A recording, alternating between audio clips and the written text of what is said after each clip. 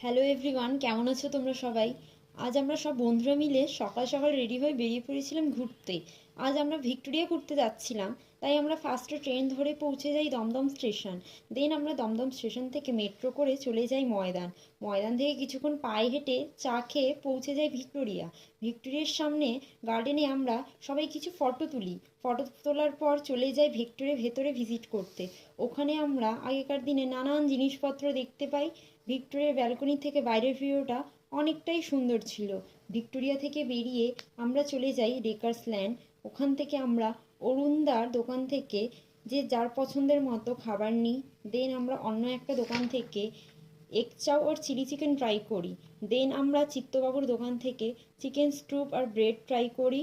আর আমরা চা খেয়ে চলে যাই নিউ মার্কেট শপিং করতে। ওখান থেকে শপিং করে শিয়ালদা স্টেশনে চলে যাই। দেন আমরা চা খেয়ে বাড়ির দিকে রওনা হই। That's it.